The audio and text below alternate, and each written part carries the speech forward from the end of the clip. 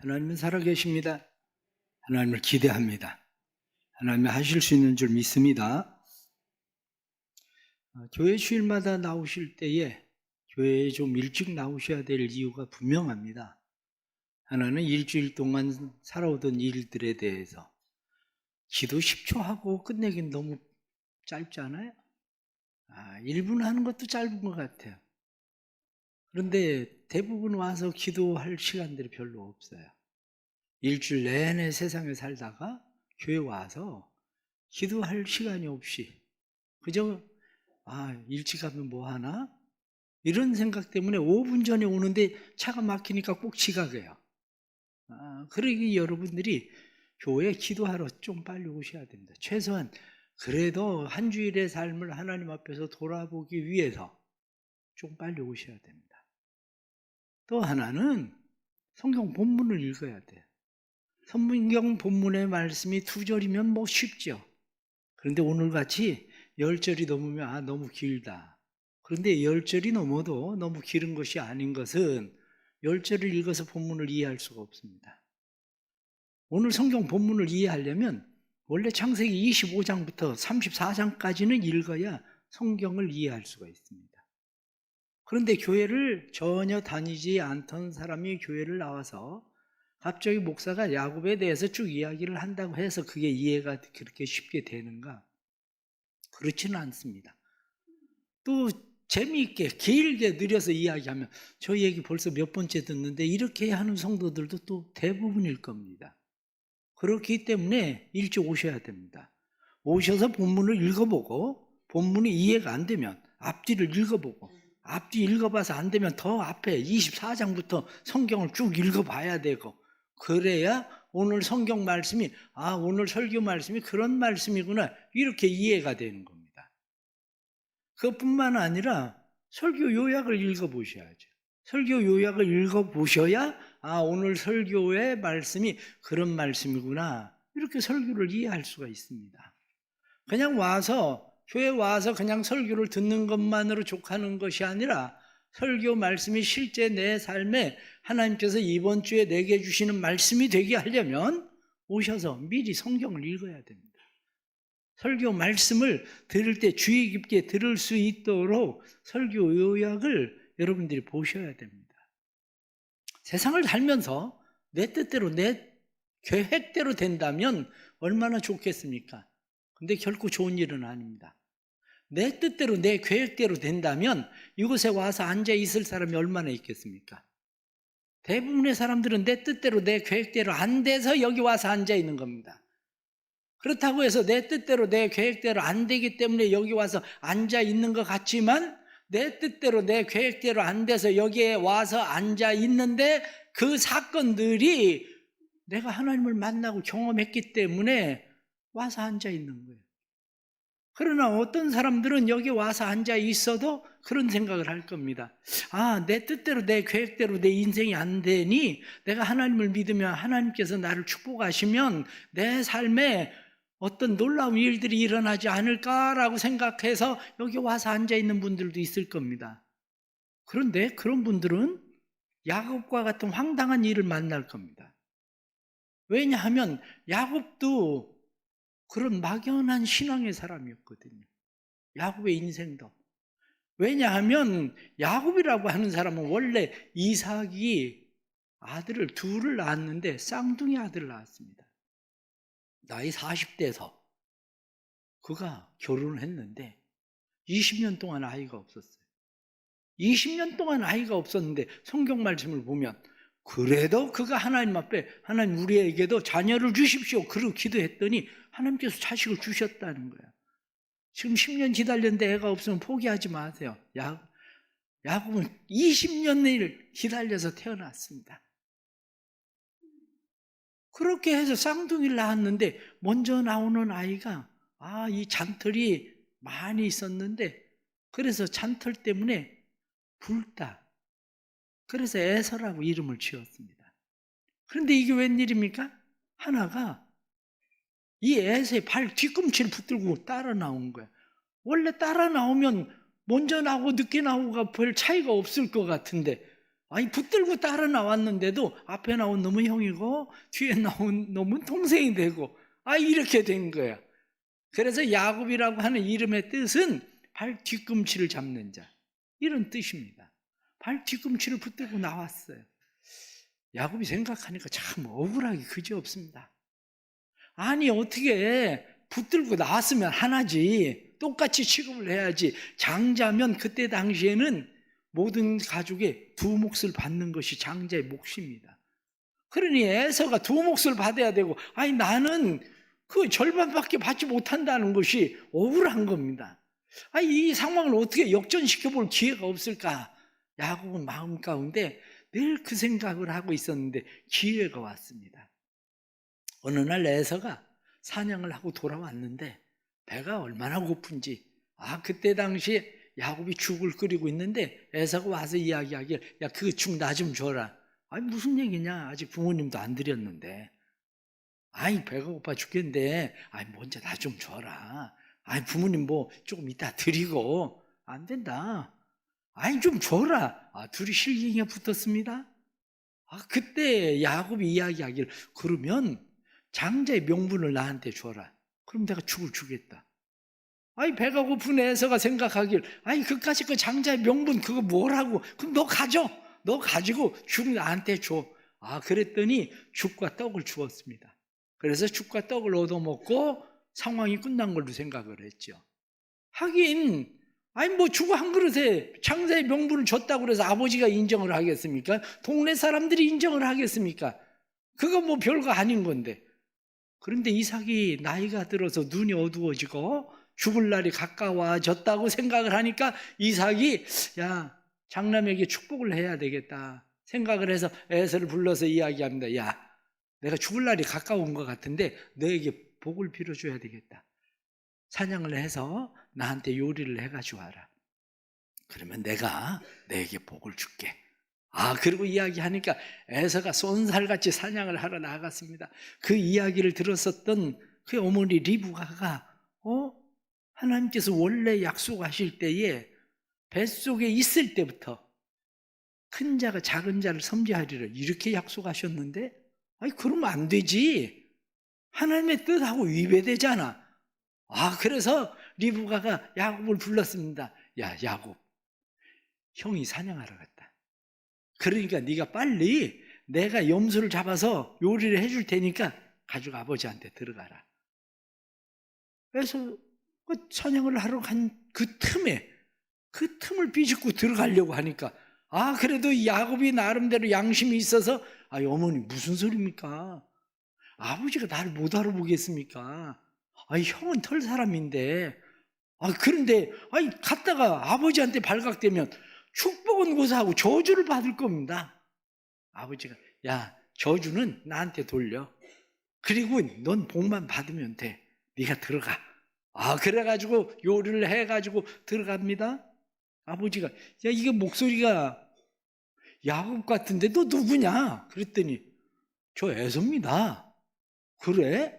이리 와봐라. 확인 좀 해봐야 되겠다. 그래서 그의 손을 잡아보니까 양 가죽을 가지고 살짝 깎아서 만들었거든요. 그래 만져보더니 내 아들 에서 맞구나. 그리고 그에게 복을 빌어주었습니다. 복에 대한 갈망이 있었던 야곱은 이제 아버지에게 복을 받았으니 내 인생은 풀릴 거다 생각을 했겠죠. 인생이 풀리지 않았습니다.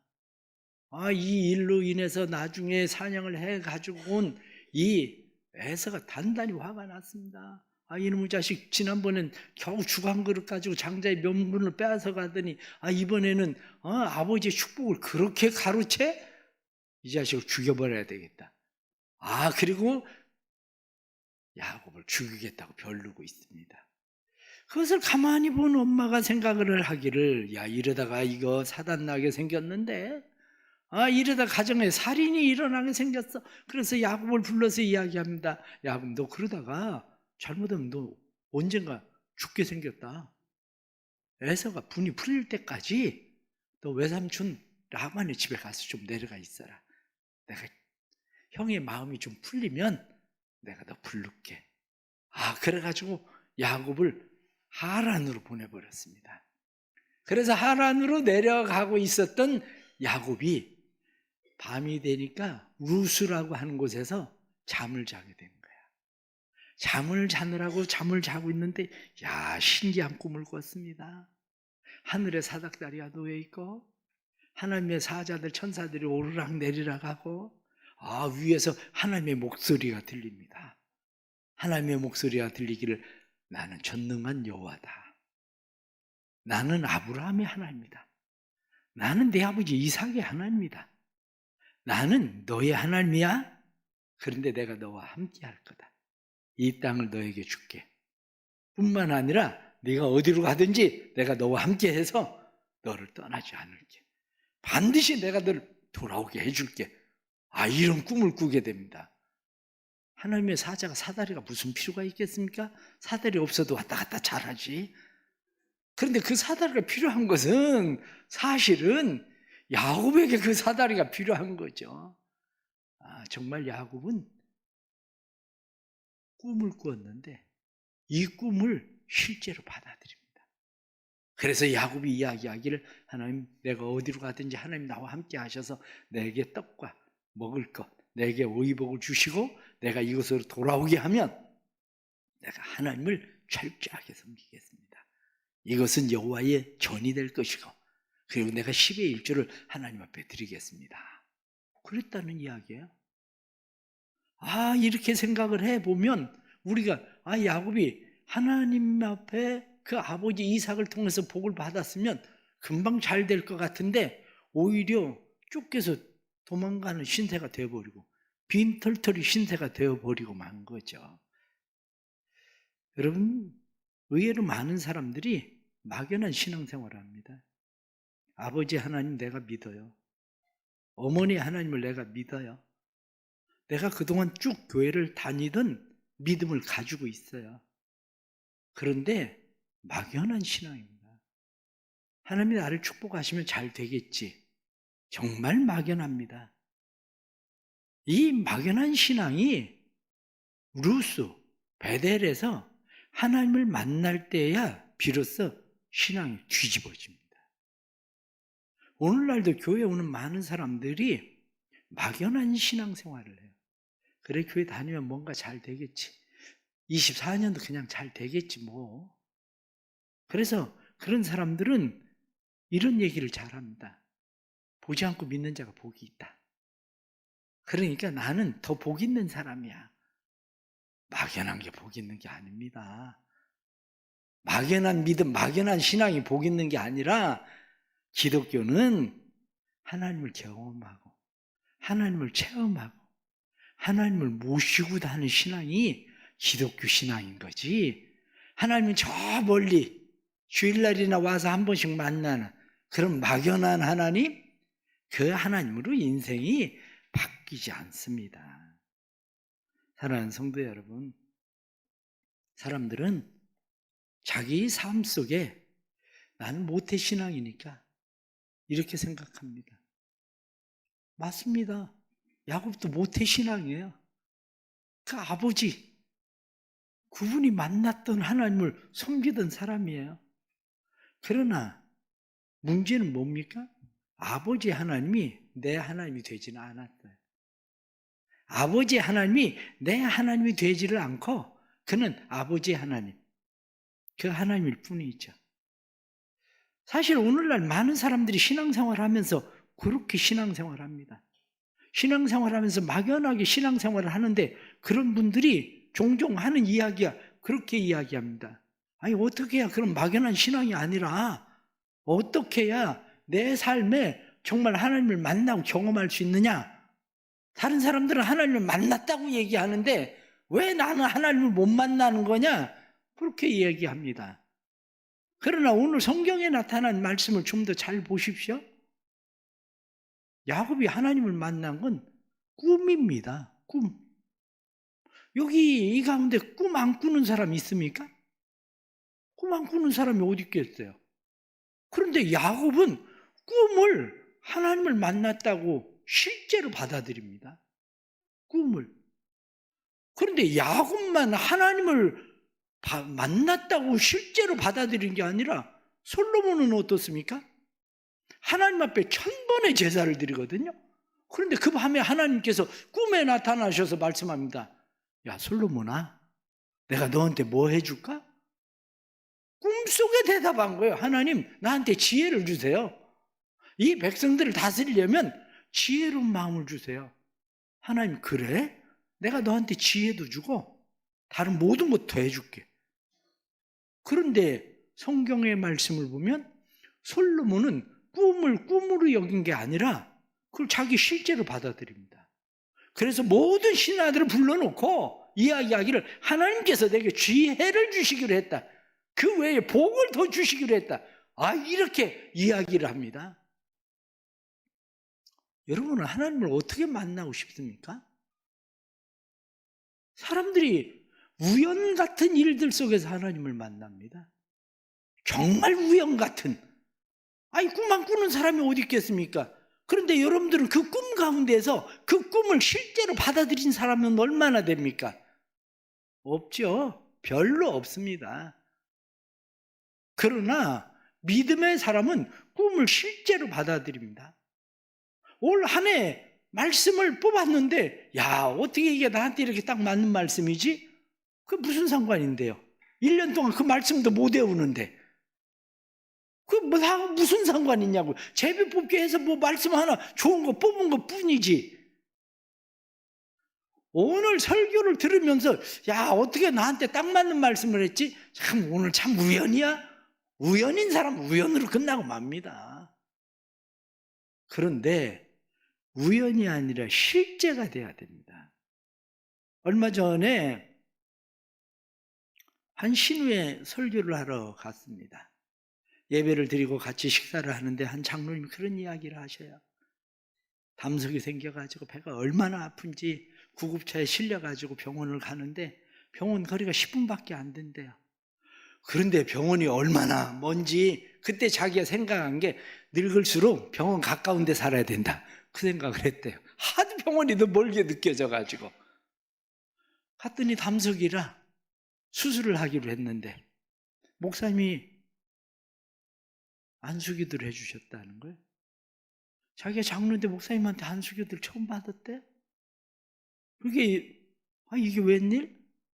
안수기도를 받았는데 수술하기 전에 담석이 나와버린 거야. 그래 수술을 안 하게 된 거. 우연입니까? 기도해서 그렇습니까?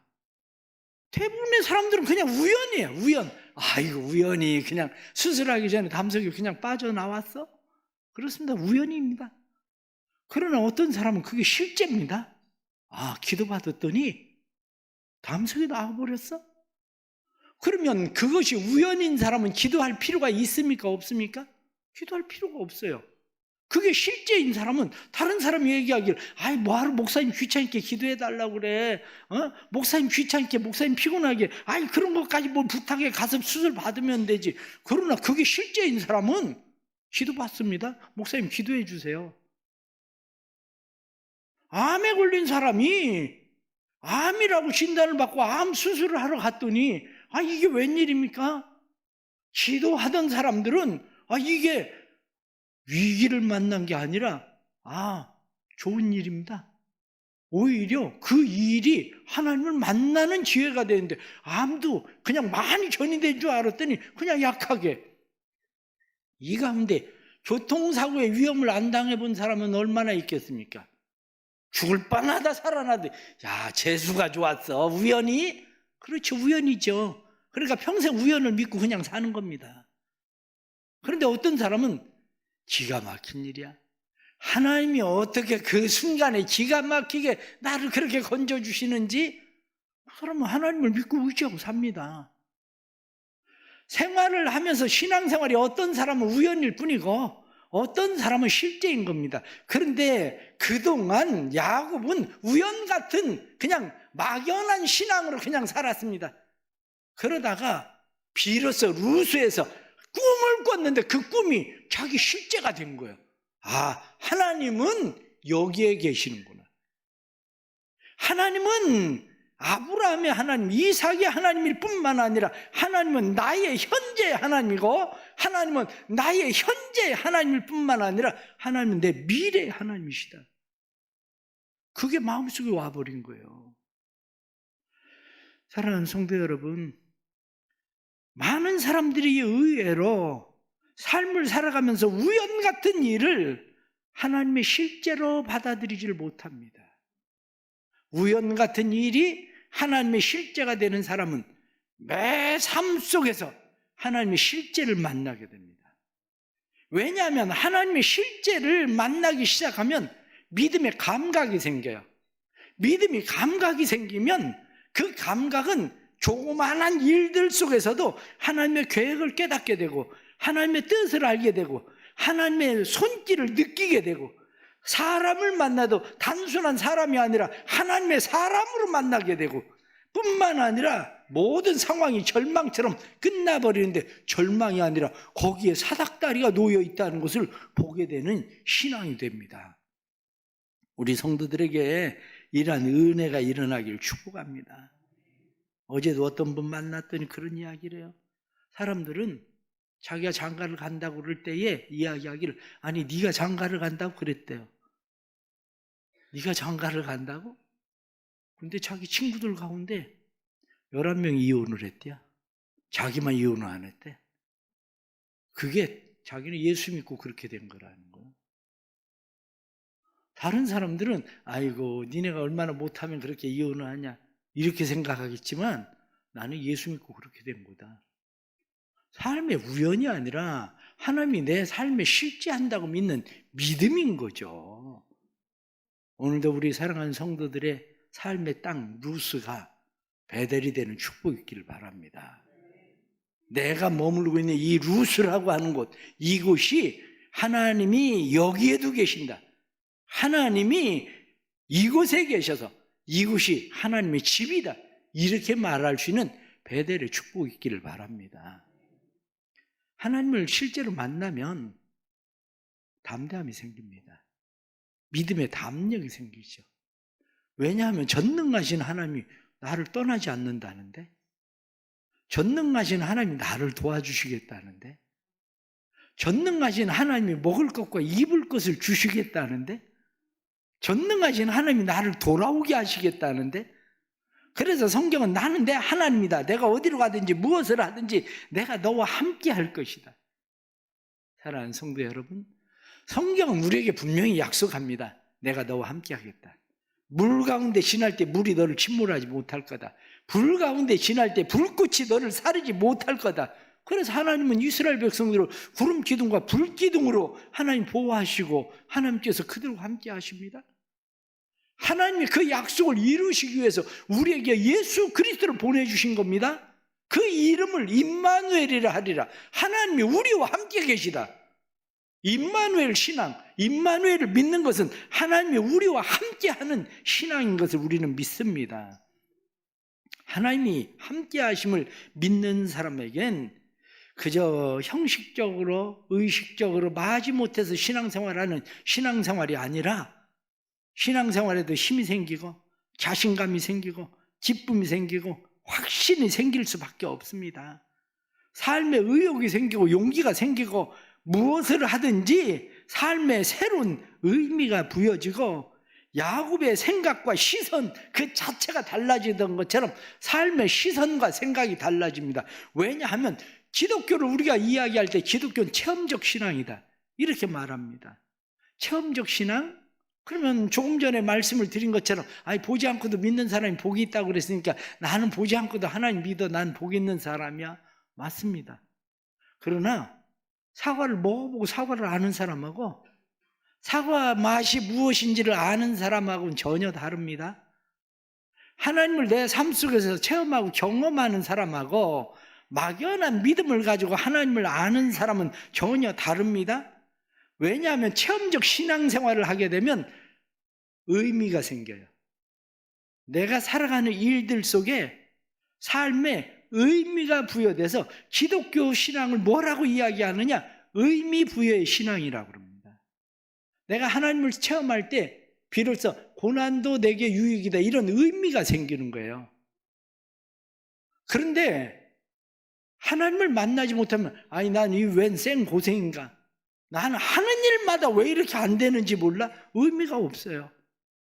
그런데 의미가 부여되는 신앙은 의미 부여로 끝나는 것이 아니라 그게 사명으로 연결돼서 사명의 신앙이 됩니다. 하나님을 정말 잘 만난 사람들은 왜 사명감이 생깁니까? 아니 서울대에 나와서 직장 잘 다니고 있다가 어느 날 하나님 만났다더니 아니 느닷없이 선교사 나간다고 선교사를 나가버려? 아니 다른 사람들이 생각할 때 아니 무슨 하나님을 만나도 그런 이상한 하나님을 만나나 이렇게 생각하는데, 삶의 의미가 부여되고 사명이 주어지면 그 일을 하는 겁니다. 예수를 믿으면서도 아직도 삶의 의미를 모르고 사명이 뭔지를 모르면 막연한 신앙이에요. 그게 내가 왜 사는지, 내가 무엇을 위해서 살아야 되는지 그걸 모르는 게 막연한 신앙이지, 예수를 믿으면 의미가 분명해집니다. 사명이 분명해집니다. 우리가 그래서 신앙생활을 할 때 때로는 고난을 당하고 여러 가지 어려움을 만나도 고난 속에서 하나님의 존재를 발견하게 되고, 비록 비겁하고 겁이 많아서 예수를 모른다고 부인하던 베드로도 하나님을 만나니 성령을 받으니 그에게 사명이 생기는 겁니다. 우리에게도 이런 은혜가 있기를 바랍니다. 그래서 사명이 생기면 연약할 때, 힘들 때, 괴로울 때, 아플 때, 어떻게 해야 될지 모를 때, 남모른 고민이 있을 때에, 축복을 기대할 때에, 잘 되기를 바랄 때, 우리의 삶의 모든 일들 속에서 하나님을 구하고 하나님께 가까이 갈 수밖에 없는 겁니다. 우리 사랑하는 성도들의 삶에 이런 은혜가 있기를 바랍니다. 사람들이 문제를 만날 때, 아플 때, 복잡한 일들이 쌓였을 때 왜 포기하고 절망하고 죽고 싶은 생각이 들어갑니까? 포기하고 절망하고 죽고 싶은 생각이 들어가는 것은 나밖에 없다고 생각하기 때문에 그래요. 그러나 하나님이 나와 함께 계신다. 하나님이 이 일 속에 의미가 있다. 하나님이 이 일 속에 사명을 주신다. 그것을 깨달으면 인생이 바뀌는 겁니다. 그래서 야곱의 삶을 보십시오. 야곱이 라반의 집에 갔더니 이게 웬일입니까? 부인 하나 얻으려고 7년 동안 죽을 고생을 했는데 첫날 밤을 치르고 났더니 부인이 바뀌었네. 내가 사랑하는 사람이 아니라 딴 여자가 내 방에 들어왔던 거예요. 지금같이 전지라도 있었으면 확인을 했을 텐데 그때 당시에 전지 불도 없고, 그래 확인이 안 됐어. 그래 7년을 또 고생한 거 아닙니까? 야곱이 라반으로부터 약속을 10번이나 바꾸는 그런 황당한 일을 만나지 않습니까? 그래도 왜 야곱이 낙심하고 절망하지 않습니까? 이 가운데 하나님이 함께 계심을, 하나님이 현재임을 계속해서 느끼거든요. 올 한 해 살아가면서 이 하나님의 은혜와 축복이 있기를 간절히 바랍니다. 그러려면 하나님은 과거가 아니라 하나님은 현재입니다. 하나님이 현재일 뿐만 아니라 미래입니다. 왜냐? 이스라엘 백성들을 보십시오. 이스라엘 백성들은 광야 생활을 할 때에 성막을 싸들고 다녔어요. 옮겨가지고 다녔다고요. 이곳으로 가면 이곳에 성막을 세우고, 저곳으로 가면 저곳에 성막을 세우고, 계속 성막을 싸들고 다녔어요. 성경 우리에게 무엇라고 말씀하시는지 잘 보십시오. 성경이 우리에게 말씀하시는 것은, 사도 바울은 예수 그리스도는 살아계신 성전의 모퉁이돌이다. 그런데 너희가 그와 함께 지어져 가라. 우리가 그와 함께 지어져 가는 것을 성경은 무엇라고 이야기합니까? 그와 함께 지어져 가는 것을 너희가 성령의 전인 줄 알지 못하느냐? 너희는 성령의 전이다. 우리가 성전입니다. 우리가 가는 곳마다 예배가 이루어져야 돼요. 예배를 싸들고 다녀야 되는 겁니다. 다시 말하면 하나님을 싸들고 다녀야 되는 겁니다. 이곳에도 하나님이 계신다. 이곳이 하나님의 전이다. 지금 내가 머물고 있는 이곳이 비록 힘들고 어렵고 이곳에 고난이 있어도 이곳이야말로 하나님이 계시는 곳이고 이곳이 하나님의 집이다. 이 마음이 우리의 마음 가운데 있어질 때에 우리의 삶은 믿음의 승리자가 되는 겁니다. 지난 한 해도 자녀들을 위해서 열심히 기도하고 이 일 저 일을 위해서 기도했는데 진학도 마음대로 안 되고 자녀들의 취업도 마음대로 안 되고 결혼도 마음대로 안 되고 도대체 세상에 내 마음대로 되는 게 뭐가 있나 싶어가지고 기운이 빠지는 성도들도 있을 겁니다. 아이, 더 이상 뭘 어떻게 해야 되는가 싶은 생각도 있을 겁니다. 그러나 분명한 것은 하나님을 경험하는 사람은 다릅니다. 하나님을 경험하는 사람은 단지 귀로 듣는 게 아니라 삶의 실제 하나님을 만나는데, 욥을 보십시오. 자기가 부자 된 것도 하나님의 은혜라고 여긴 사람입니다. 10 자녀를 주신 것도 하나님의 은혜라고 여긴 사람입니다. 모든 것을 다 빼앗은 것도 하나님의 은혜라고 여기는 사람. 자녀들 다 거두어갔어도 하나님의 은혜라고 여기는 사람. 자기의 몸에 질병이 생겼어도 모든 것은 하나님의 손에 있다고 믿는 사람입니다. 그런데 그 후에 욥이 뭐라고 고백합니까? 내가 여호와께 대하여 귀로만 듣기만 했는데 여호와를 내가 이제는 보나이다. 귀로 듣는 신앙이 아니라 내 삶의 실제가 되는 신앙. 이것이 있을 때에 우리의 삶에 하나님에 대한 분명한 믿음, 하나님이 함께하는 사람, 그런 사람으로 살아가게 되는 겁니다. 내가 지금 이 교회에 왔을 때만 이곳이 하나님의 나라 천국이 아니라 내가 이 성전을 떠나서 어느 곳에 가서 무엇을 하든지 내가 처한 상황이 고통스럽고 괴로움이 있고 외로움이 있고 내가 처한 상황이 야곱과 같은 상황일지라도 그곳에서 하나님을 만나면 이곳에도 하나님이 계십니다. 이곳이 하나님의 전입니다. 이런 믿음이 생기는 겁니다. 그래서 세상을 이기는 겁니다. 우리 사랑하는 성도들에게 하나님께서 이 은혜를 주셔서 우리가 일하면서 피곤하고 지치고 고독하고 우리가 힘들고 어려운 자리, 고통의 자리에 내려가 있을지라도 그것이 하나님께서 주시는 하나님의 전이 될 수 있길 축복합니다. 그래서 우리는 찬양을 부릅니다. 내 영혼이 은총 입어 중한 죄짐 벗고 보니 슬픔 많은 이 세상도 천국으로 화하도다. 높은 산이 거친 들이 조막이나 궁궐이나 내 주 예수 모신 곳이 그 어디나 하늘 같이 부르겠습니다. 할렐루야 찬양하세. 내 모든 죄 사함 받고 주 예수와 동행하니 그 어디나 하늘나라. 힘들고 어렵습니까? 하나님이 막연하게 생각됩니까? 우연을 실제로 만들지 않아서 그렇습니다. 우연이 우리의 삶의 실제가 되기 시작하면 매 순간순간에 우연 같은 일이 하나님의 손길이 되고 하나님의 은혜가 되고, 아, 여기도 하나님이 계시는구나. 이것이 여호와의 전이다. 하나님 맞습니다. 내 삶이 내 것 아니라 주님의 것입니다. 내가 10의 1조를 주님 앞에 드리겠습니다. 야곱이 고백하던 것처럼 하나님 내 것 아니라 주님의 것입니다. 모든 것이 주님의 것입니다. 고백하고 살아갈 수 있는 믿음이 되는 겁니다. 그래서 우리는 찬양합니다.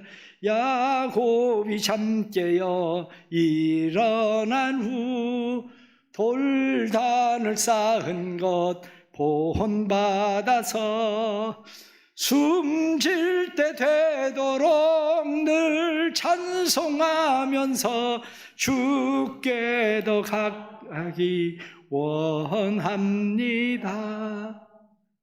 주님께 가까이 가십시오. 한 걸음 한 걸음 더 가십시오. 그러면 우리가 살아가는 이 1년 내내 그 삶 속에서 다른 사람은 우연히 그런 거지 뭘. 아니 그걸 뭐 무슨 하나님을 만났다고 그래? 그렇지 않습니다. 꿈에서도, 교통사고 속에서도, 질병 가운데서도, 자녀들 속에서도 우리의 삶은 우연이 아니라 아, 하나님이 함께 계시는구나. 그것을 느끼는 삶이 되는 겁니다. 놀라운 이 은혜와 축복이 올 한 해 여러분들의 삶의 축복이 되기를 주의 이름으로 축원합니다. 기도합시다. 하나님 아버지, 세상 사람들은 우연이라고 말합니다. 그러나 우리는 우연이 아니라 하나님을 만나는 일들입니다. 꿈을 꾸어도 세상에 꿈을 안 꾸는 사람이 어디 있겠습니까? 기분 좋은 꿈 꿨다, 돼지 꿈 꿨다, 그래서 복권을 사야 되겠다, 이렇게 생각하는 사람들도 있는데, 하나님 저희들에게 꿈속에서도 만나주시고 사람을 통해서, 사건을 통해서, 상황을 통해서 만나주시는 하나님이 우연이 아니라 우리의 삶의 실제가 되도록 도와주옵소서. 그래서 이 한 해 살아가는 동안 예배와 삶 속에서 하나님을 싸들고 다니는 사람들, 하나님을 예배하는 사람들이 되도록 은혜 베풀어 주옵소서. 예수님의 이름으로 기도드리옵나이다.